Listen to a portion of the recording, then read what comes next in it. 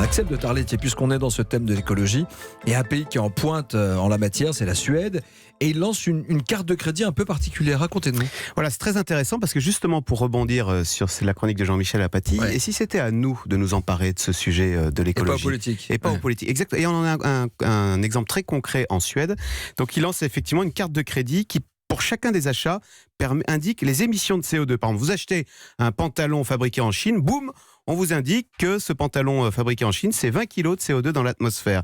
Donc c'est Mastercard qui lance cette carte de crédit en Suède en partenariat avec une start-up qui justement est capable de mesurer les émissions de CO2 pour chacun des achats. Alors il y a deux versions de cette carte de crédit.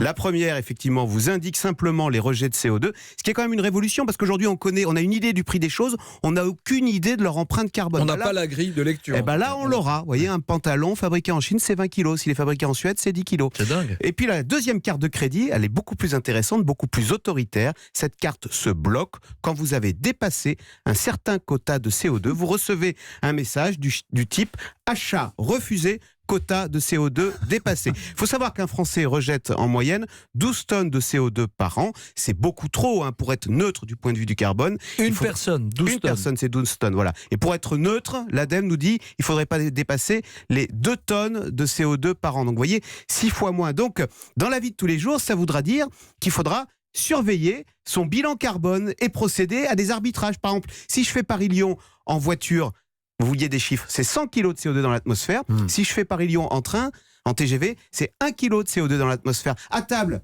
si je prends un filet de dinde, c'est 3 fois moins de CO2 que si je prends un filet de bœuf. Non mais c'est gadget pour l'instant ou ça pourrait un jour changer radicalement notre vie ? Eh ben méfions-nous, parce que tout ce qui vient de Suède, ou réjouissons-nous, tout ce qui vient de Suède en matière écolo s'impose très vite. Regardez, tout ce mouvement-là contre l'avion, c'est venu de Suède au printemps. Et déjà, vous avez vu, on parle d'interdire des vols intérieurs, on parle de taxer le kérosène. Donc qui sait cette carte CO2 ? Et ce serait un changement radical pour faire suite à la chronique politique de Jean-Michel Apathy, parce qu'aujourd'hui, le réchauffement climatique, on le voit, c'est l'affaire du gouvernement, c'est l'affaire des grandes entreprises, c'est l'affaire de la COP21. Tout ça, c'est très lointain. D'un coup, ça devient mon affaire, de façon très concrète, très individuelle.